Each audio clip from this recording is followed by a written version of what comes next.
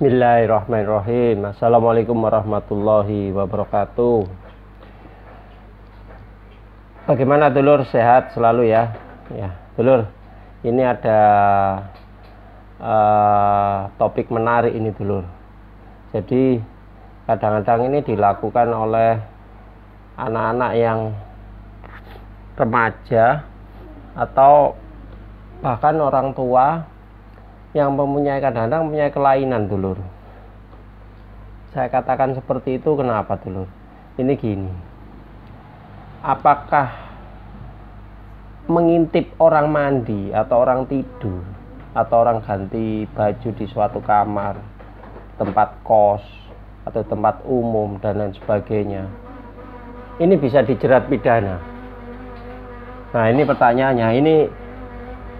Ini dulur, apa namanya, pengetahuan bagi dulur ya, bahaya dulur, karena kalau sudah menyangkut tentang pornografi, tindakan asusila, pasal 285 dan seterusnya tentang kesopanan, kita hidup ini kan bermasyarakat kan, kita hidup di negara yang diatur semuanya dalam hukum. Tindakan-tindakan itu kadang-kadang kita tidak tahu. Kadang bahkan masyarakat ini kadang-kadang banyak yang belum paham. Makanya dalam episode kali ini di Pojok Hukum khususnya ya, ini saya akan membahas video tentang perbuatan pidana dengan apakah bisa seseorang dipidana atas dasar pengaduan atau laporan orang korban dengan mengintip orang mandi, orang tidur, bahkan orang ganti baju dan lain sebagainya. Jadi seseorang yang sedang mandi ataupun orang yang sedang berada di kamar dapat dituntut pidana, mengingat perbuatan ini dapat mengganggu serta membuat malu dulur. Karena apa? Apabila memang ketahuan dan dia merasa malu, bahkan sampai di video, ini bisa kena undang-undang IT, undang-undang informasi transaksi elektronik, dan KUH pidana. Ancamannya ya bisa-bisa sampai 9 bulan dulur, hampir 1 tahun kan, seperti itu. Ini saya bacakan ya, ancamannya ini saya bacakan dalam KUH pidana, terutama pasal 167 KUHP. Barang siapa dengan melawan hak orang lain masuk dengan memakai ke dalam rumah atau ruangan yang tertutup atau pekarangan yang dipakai orang lain, atau sedang ada di situ dengan tidak ada haknya, tidak dengan segera pergi dari tempat itu, dan permintaan orang yang berhak atas nama yang berhak, dihukum penjara selama-lamanya 9 bulan. Seperti itu dulu. Jadi si korban ini tahu kalau diintip seseorang, terus dia merasa keberatan, dia merasa malu, apalagi sampai direkam dan lain sebagainya.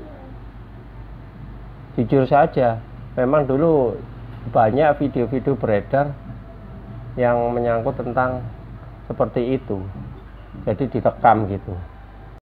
Jadi spesifikasi daripada pasal 167 KUHP, terutama ayat 1 ya, dengan mengintip orang ini sudah jelas nyata-nyata masuk ke dalam wilayah atau lingkungan, di mana lingkungan tersebut merupakan yang bukan haknya, sengaja bahkan apalagi sampai memposting, memvideo, mempublikasikan. Nah, itu tindakan-tindakan seperti itu sudah tindakan asusila, tindakan yang bertentangan dengan kesopanan, dan jelas nyata-nyata dari pihak yang korban merasa dirugikan, merasa malu. Yang dimaksud dirugikan kan malu. Nah, kalau sudah malu, ya si korban berhak untuk melaporkan kepada pihak yang berwajib. Dan apabila itu nyata-nyata disertai alat bukti saksi, alat bukti pengaduan lain-lain, di situ ada lingkungan tetangganya, dia teriak dan lain sebagainya, si pelaku itu bisa tertangkap, ya biasanya seperti itu akan didakwa, akan dituntut dengan ancaman 9 tahun penjara. Dan kejadian-kejadian ini sebenarnya banyak sekali dilakukan di masyarakat, apalagi fenomena, kadang-kadang fenomena akhir-akhir ini kan serba aneh. Orang itu banyak yang nyeleneh, terhalusinasi karena ada keadaan teknologi yang sekarang ini kan sedang banyak ada informasi di sosmed, informasi apa, akhirnya terhalusinasi, membuat kejadian-kejadian itu menjadi penyakit yang di masyarakat. Dan itu harus seyogianya harus benar-benar, kalau saya saran, si pelaku tersebut ya ditindaklanjuti agar efek jera sifatnya, agar tidak mengulangi perbuatan itu lagi. Ya ini hanya sekedar video ini kan menambah pengetahuan dulu.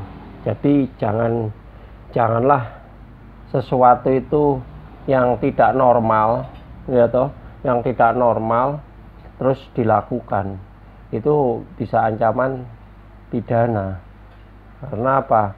Karena hidup ini di masyarakat ini kan ada aturan hukumnya, ya kan dulur, seperti itu. Saya kira dulur sudah tahu jawabannya, judul sudah paham mengenai tindakan-tindakan asusila lain. Mungkin di episode selanjutnya saya akan membahas tentang pornografi dan lain sebagainya. Jangan lupa like, share, komen, dan subscribe. Tetap semangat, tetap ibadah, tetap bersyukur, dan sukses luar biasa, mulia. Wassalamualaikum warahmatullahi wabarakatuh.